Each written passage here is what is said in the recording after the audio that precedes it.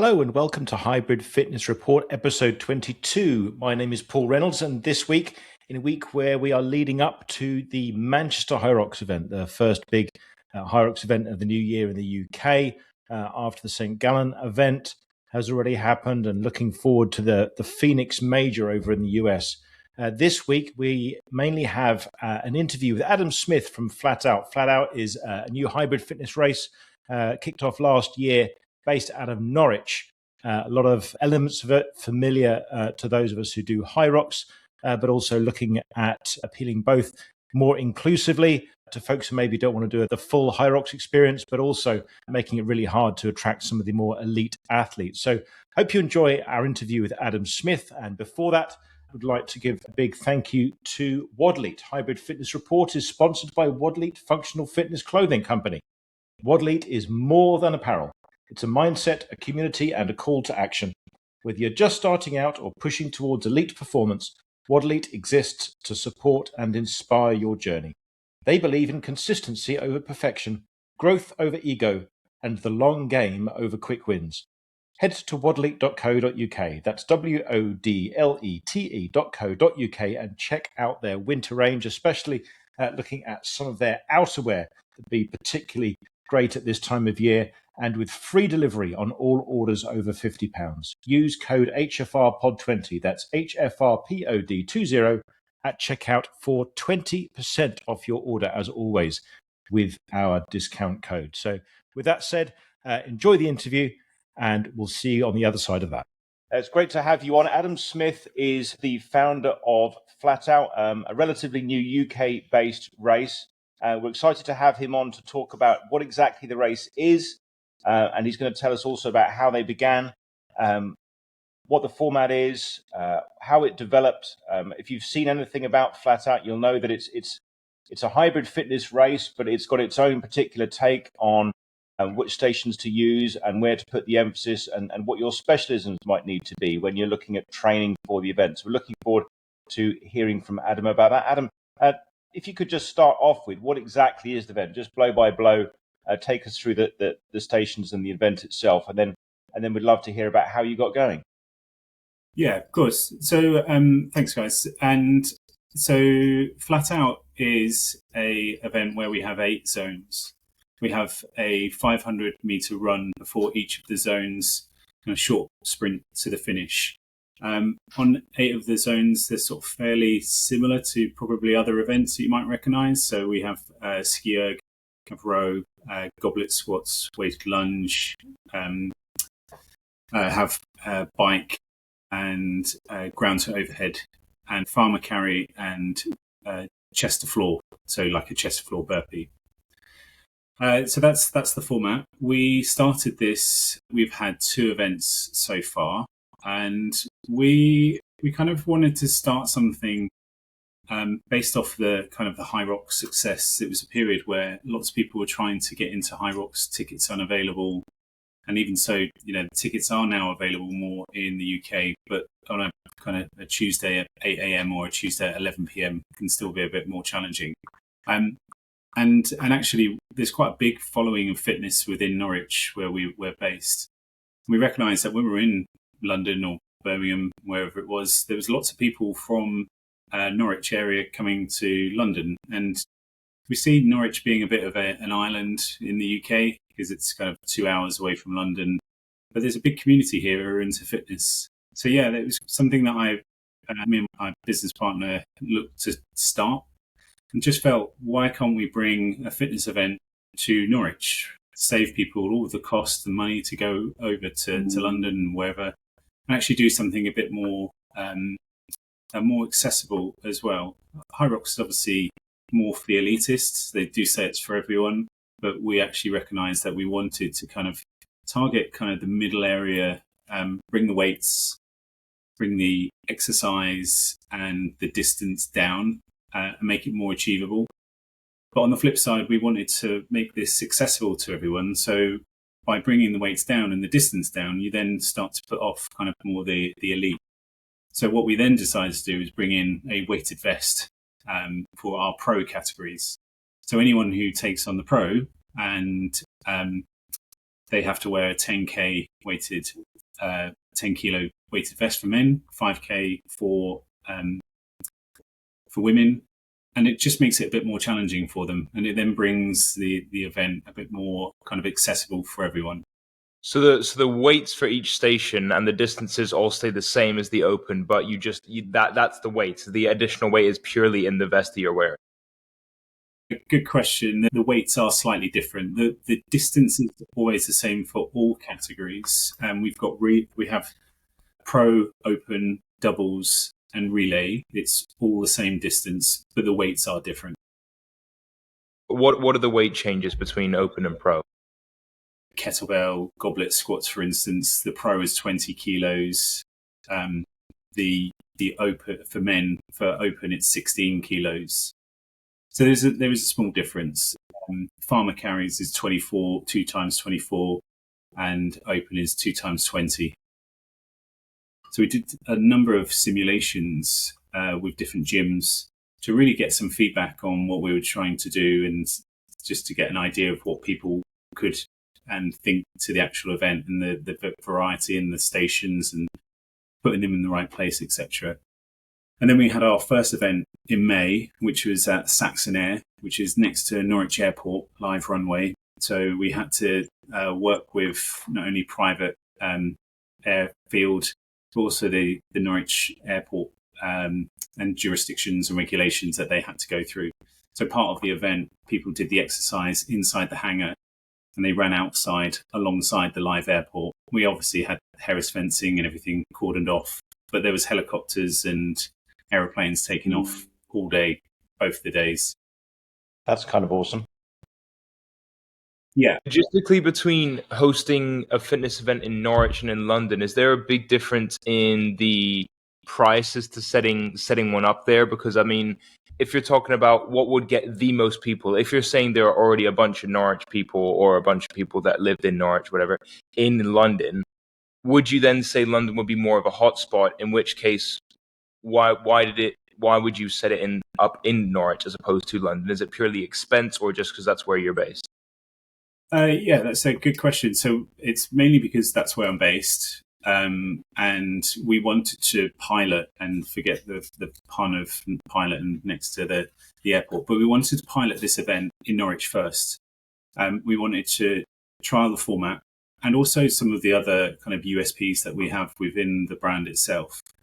And we do want to take this out on the road to other areas. And some events will just target London because it's mass area and more sort of affluent people. But I don't think to start that straight away probably isn't the right thing to do, and certainly not for our brand either. What we want to do is just prove the format and prove to others as a brand that this is what we can do. There is a cost element as well. So obviously London prices would be more expensive, ticket prices are more expensive. So see, on the flip side of that, our cost to entry in Norwich was approximately £65 per person.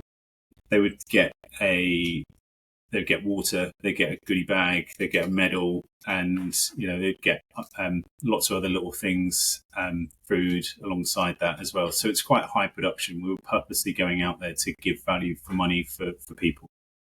That is definitely something I've never heard of before. I think I've been to one High Rocks ever where there were stands where you could get like bars for free or drinks for free. I know Metrics, as you entered, you got a Celsius for free on some of the events, but I've never heard of a fitness event giving away a goodie bag for free. So that is definitely a unique element of yours that I've not heard of before. High Rocks gives away free drinks, but you have to get on the podium to get it. Yeah. So you get 2 Red Bulls if you come like top 3 out of. Yeah, to be fair, when my wife and I did High Rocks a couple of weeks ago in Birmingham, I'm doing the one at the weekend as well. They give out some drinks afterwards, half a banana, stuff that you kind of want and need. We kind of picked that up from running events. My background really is kind of doing obstacle course racing, sort of almost back in the day, doing lots of Tough Mudder, and you get a goodie bag with that. Okay. So I've done a Tough Mudder when I was like 10, but I've never been in the OCR space really. So that's interesting. But in terms of like the recent ones, yeah, that's pretty cool that you do that. And to be fair, I think with Tough Mudder you used to get, what was it, a high five, a free tattoo, and a headband. I think that was kind of it. I don't know if that's still the case. Well, yeah, and which is why Deca, being owned by Spartan, they have the same headband thing that nobody else does. Yeah. Mm-hmm. Yeah, I was told you need to wear one of them. You don't need to wear them. No. I got a bunch of footage of me, the one race that I did in that Manchester one where we had that headband. We don't enforce anything in that regards to whatever you wear, whatever you feel comfortable in. But as I say, I think if you're a pro, the only thing that is mandated is wearing that weighted vest. Is there therefore your focus primarily on inclusivity and then secondarily on the elites, or are you gonna sort of in the future, so we sort of look at what your next plans are you gonna try and emphasize the elites more? Is it always gonna prioritize the inclusion and then elites are secondary? So I would say when we talk about inclusivity, I'm including the elite or the pros in that. I think there's a slight difference in the fact that we give prize money for pro, but I don't see pro weighting over the open category, which is then over the relay. I think we would always push for all three or four categories, if you like, and we don't have a preference over one or the other. To be honest. Did you say you do prize money for pros? Correct. Yeah. What is that exactly? So for our last event, it sounds like you're interested. Our last event, it was £500 cash for the winner. But we had a prize pool of about £3,000. We had some really generous sponsors in terms of what they could provide as well. So the other thing is a free ticket to the next event to hold and try and retain your title. So we've got our pros coming back for our next event. Very cool. I think other than High Rocks, which don't do it for every event, you've got Deadly that give out prize money. You've got Metrics that sometimes give out prize money, and I'm not sure of many others. So I think, in terms of attracting elites, that is just sort of the most basic and yet most successful, for lack of better phrasing, way to attract that side of things. But that said, it really separates people, kind of their mindset. And that's what we wanted to do because we're new, people didn't know the event. And we were saying, we're not as tough as a High Rocks, but we're still tough. It's not easy. But then people didn't look at going, say, pro when actually they probably should have done. And then we found a lot of kind of the elite people who were in the open category from our first event. But by opening sort of prize money, we then separated it a little bit more.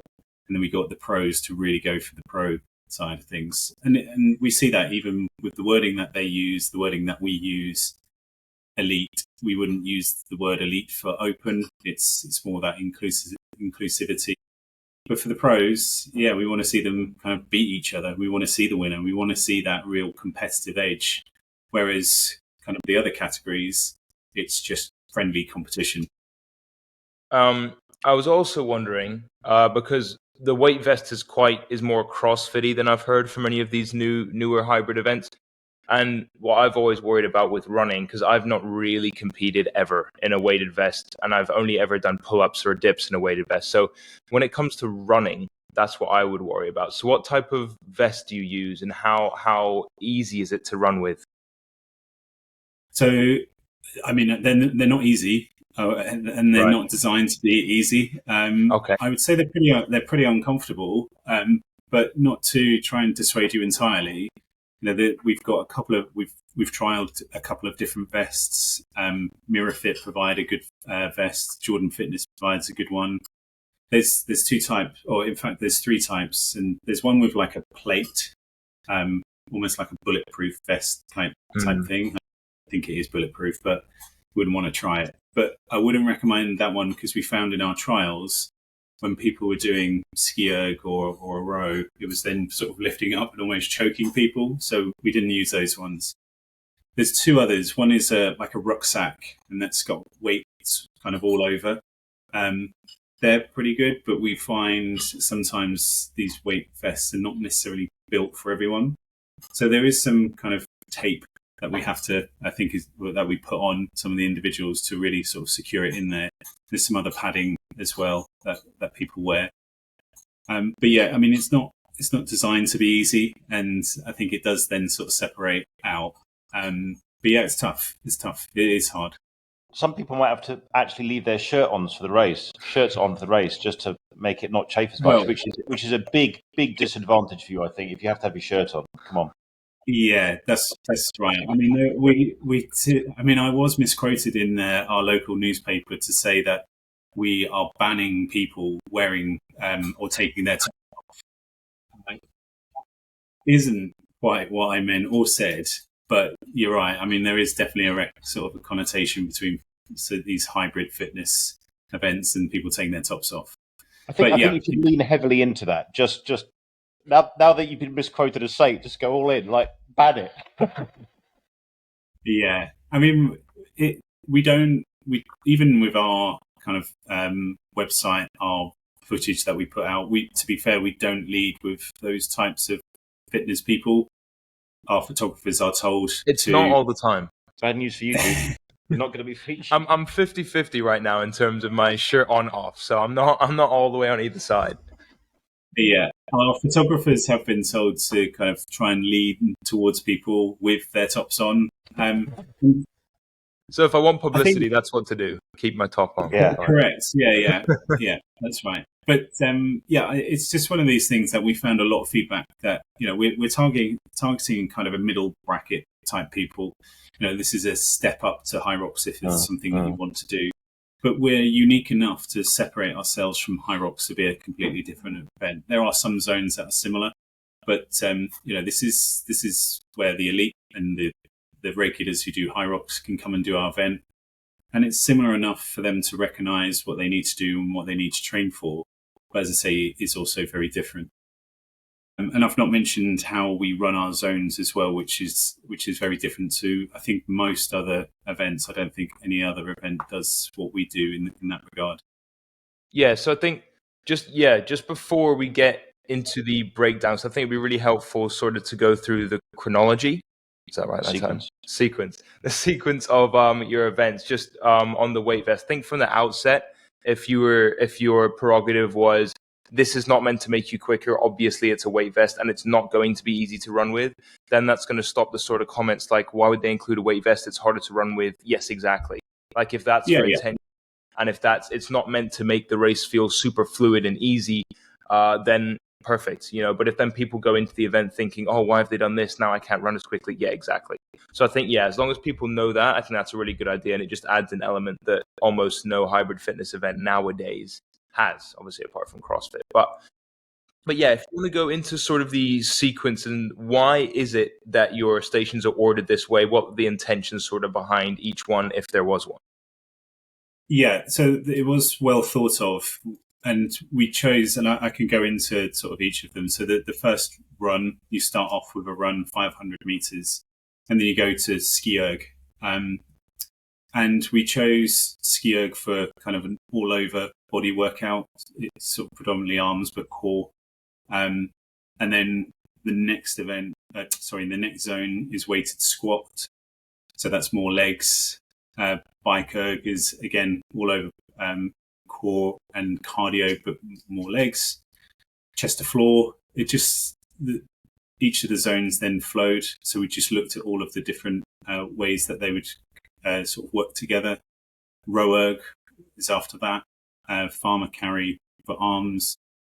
Weighted lunge, and then ground to overhead. But as I said, one of our kind of uniqueness for our event versus perhaps others is that we have zone owners. So what we've done in Norwich and what we will replicate elsewhere is each of these zones are owned by a gym.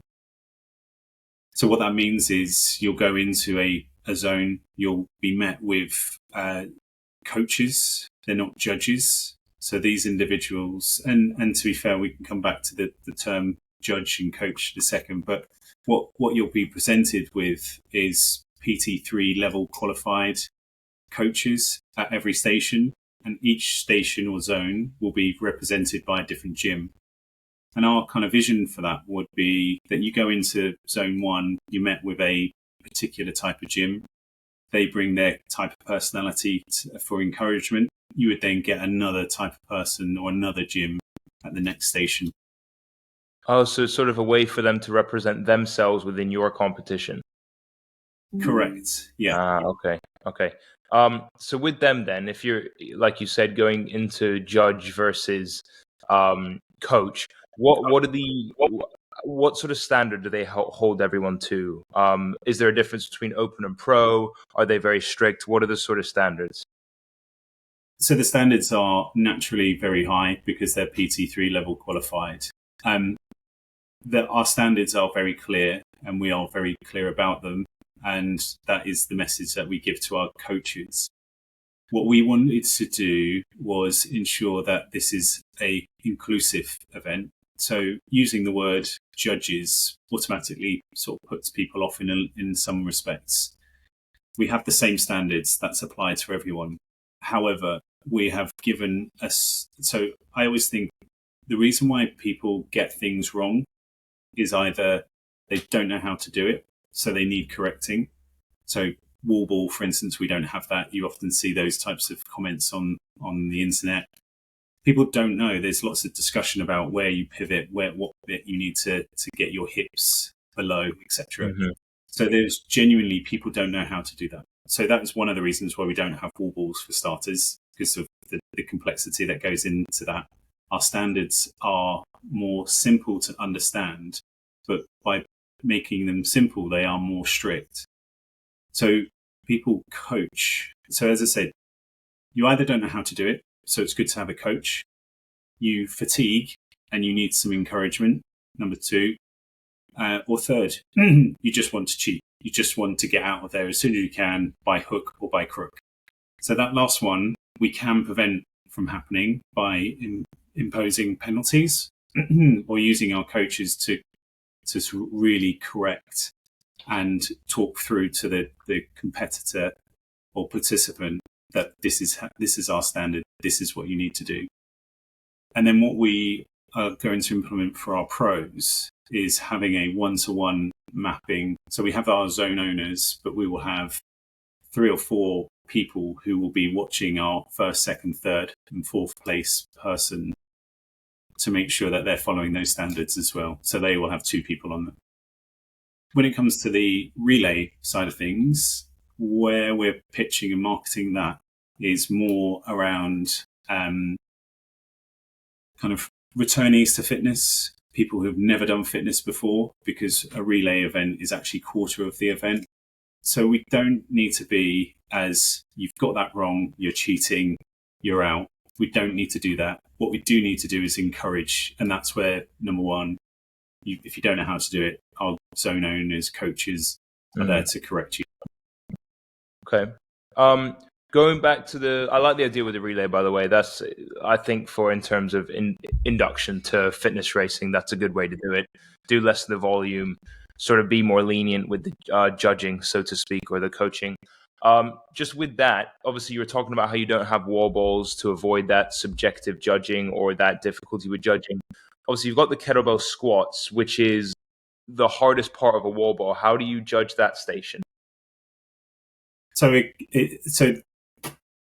comparing it to wall ball, there's obviously the throw, the catch, the squat before throwing. So if we eliminate and remove all of that straight away, as you say, you are left with the difficulty or the standards with the squat.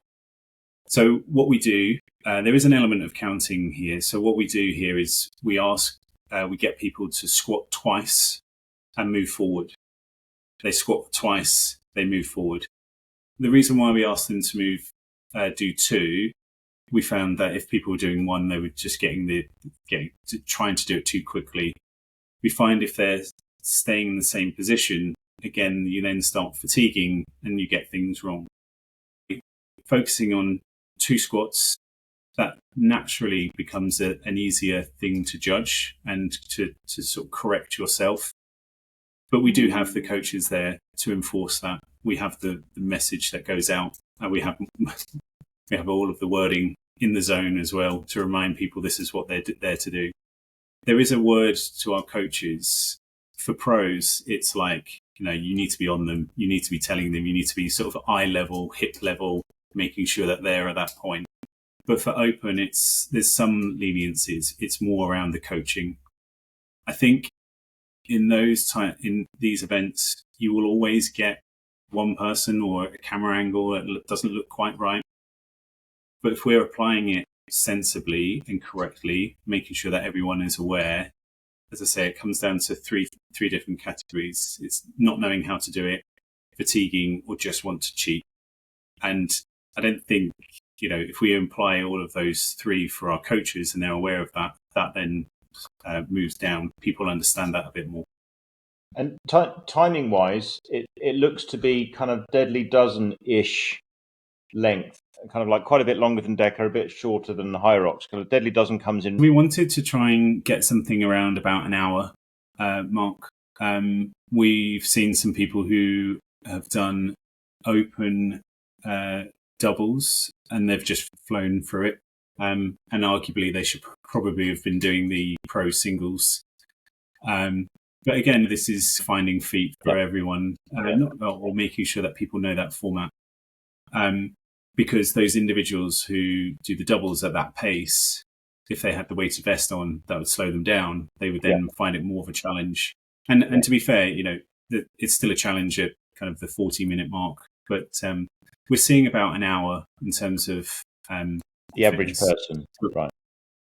Yeah, we've seen slower as well, but that's fine. We don't. That's not an issue. And again, from a founder perspective, I don't focus too much on individual times for everyone, as long as if people get their time and they're comfortable with what they've achieved and gives them something to try again, keep the format consistent, then that's fine in my eyes. But yeah.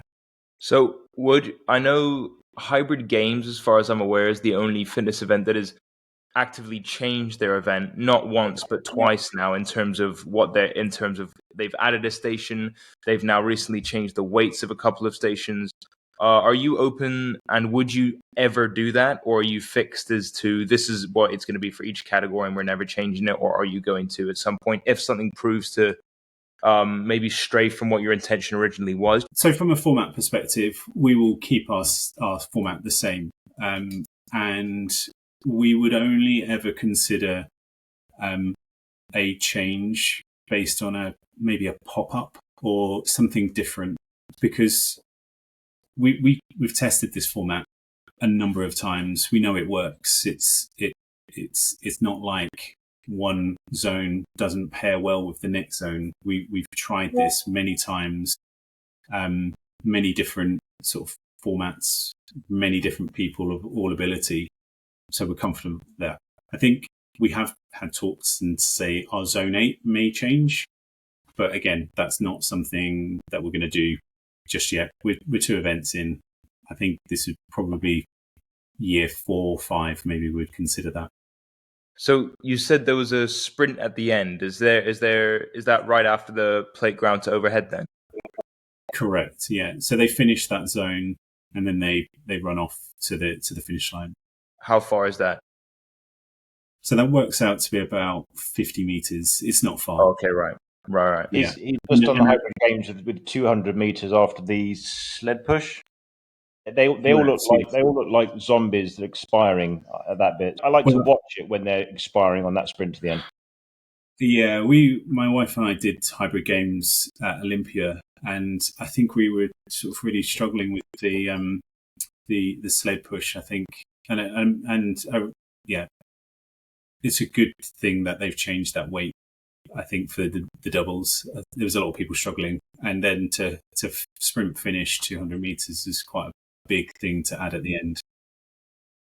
I think for us though, it's not necessarily the distance that's important. It's kind of having that finish line feeling, and you see it with Hyrox. If you're number 1 in the wall ball, not that I'm ever that position, there's like a 5 meter, and you can see it with the people who are further back. They actually have that 10, 15 meters run and the finish.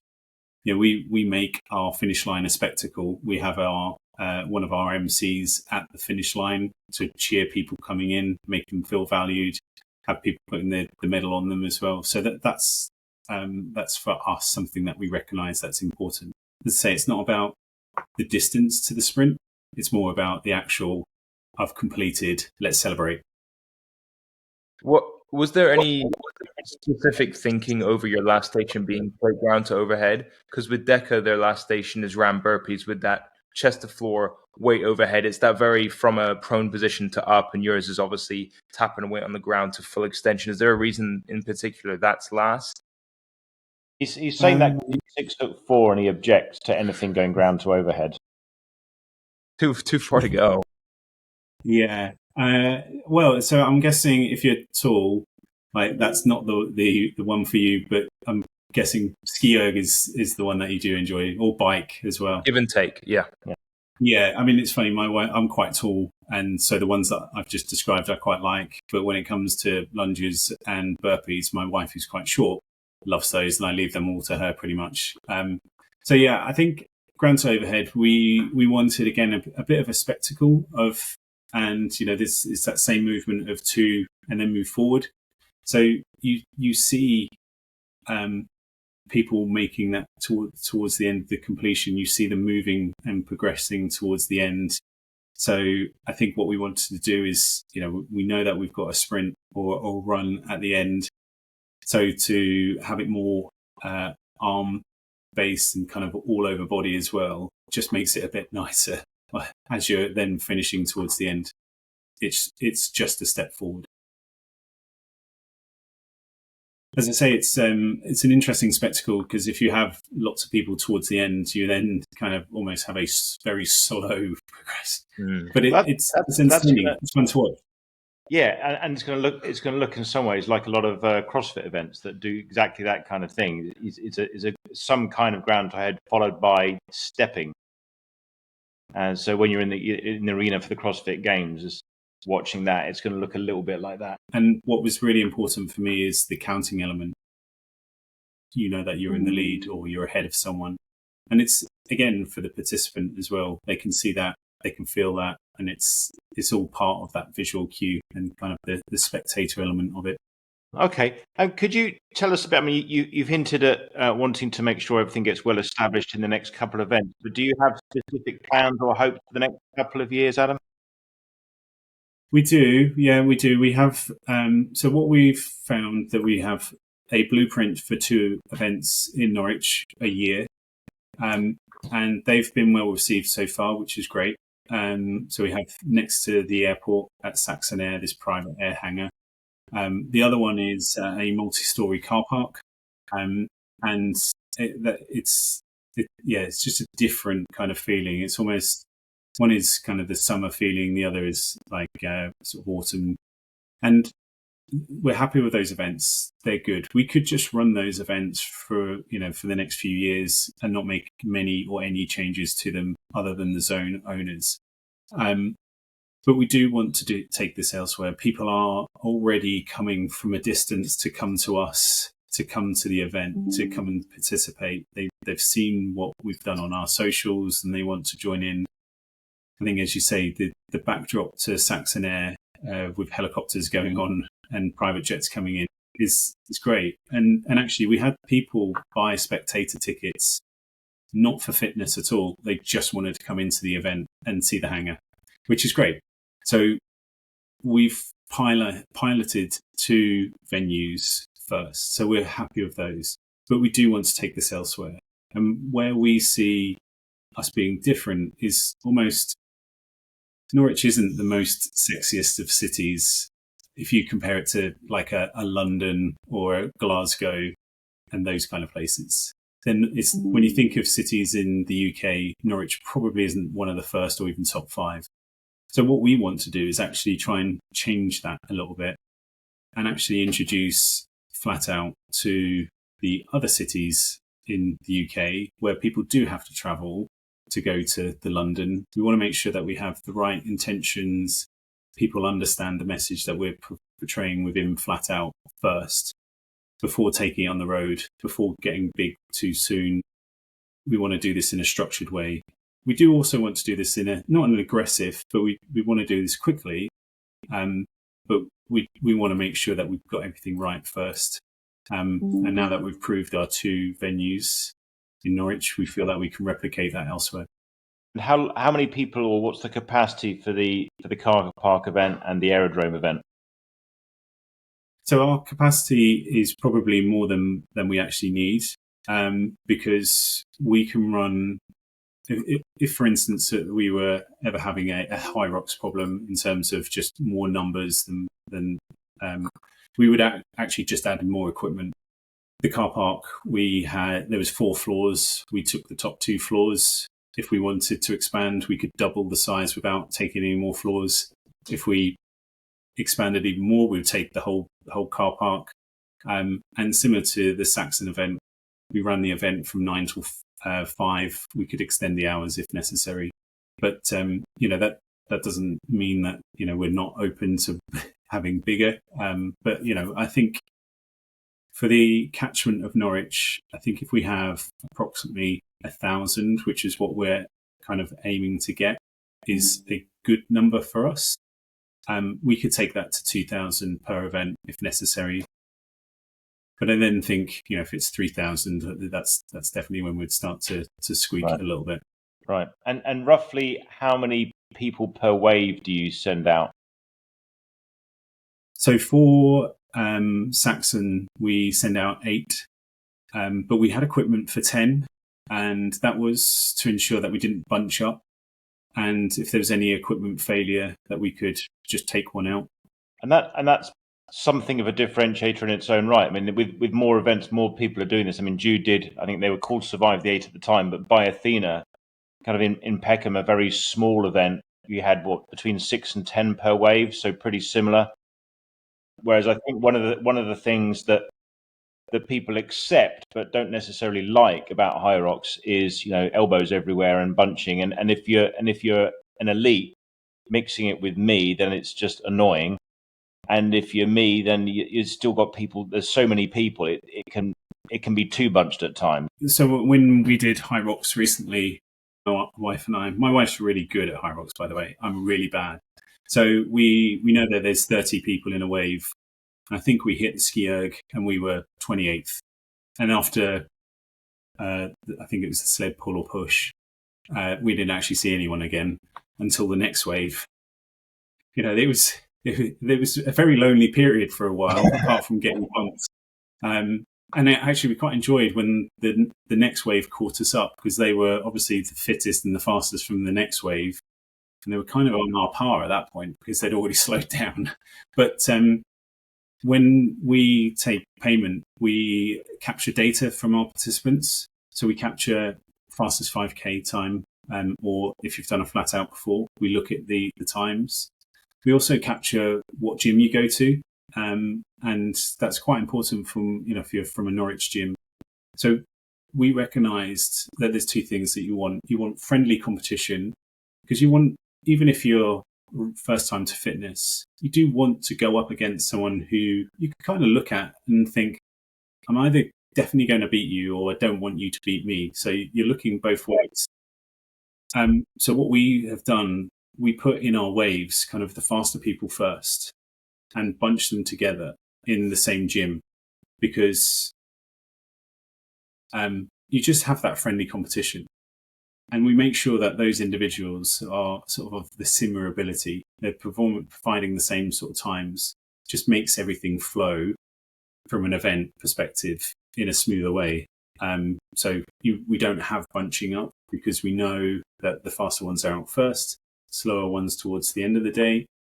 And then we can limit and adjust our wave size based on that as well.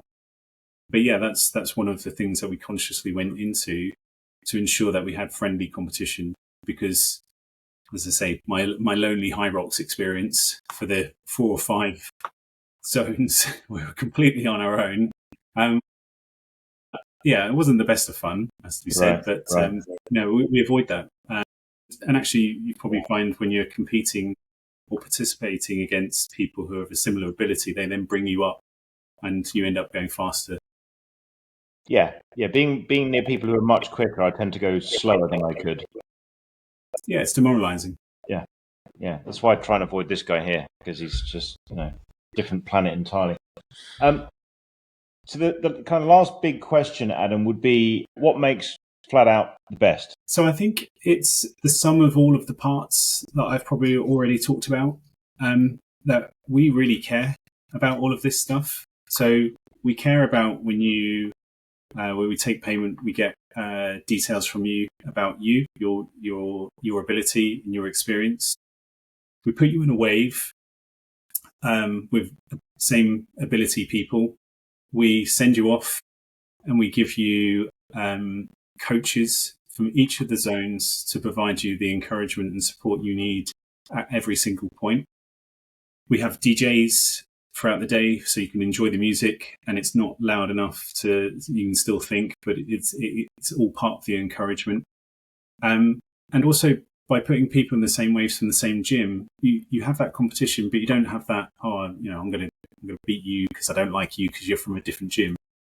It's friendly competition. And we really care about that. And then towards the end of the actual event, once you complete, I've already told you that we have an MC at the start. We have MCs at the beginning as well, encouraging you into when you're off. So it's all part of kind of an immersive experience. And then when you finish, you then get the medal, which you can wear as pride as you complete. You have the goodie bag, you have water, we have our water stations. All of what we do is based on kind of caring. We really care about the people who come through this. Because I recognise personally, and hearing from others, that people look for barriers to enter fitness, and if we can take all of that down, or as many of those barriers to entry, then we are a better event. You don't need to travel all that distance and all the cost. We're a local event to Norwich now, but we be a local event to somewhere else in the future. So that's kind of where I see us being a bit more different, because it's the levels of care for each of the different things. And all of that is kind of done on purpose with precision and forethought of, what are the problems that I would face in fitness. And this is our response to that. Thank you. And if people want to sign up for a race right now, can they do so? What do they need to do? So they either come to our Instagram page, and we on Insta it's We Are Flat Out. We're on Facebook, but you can go directly to our website, weareflatout.co.uk, and you can pick up your ticket from there. Awesome. Okay. Any more from you, Jude?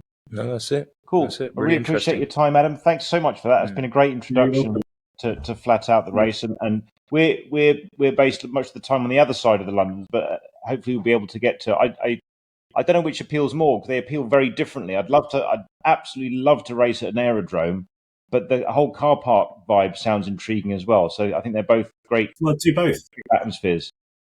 Do both. Easy. Yeah, exactly. All right. Thanks very much for your time. Thank you, Adam. You're welcome. Yeah, nice to meet you guys. Thanks. Thanks a lot. Cheers, man. So again, the website for Flat Out is We Are Flat Out. That's all one word. weareflatout.co.uk if you want to sign up for one of their events.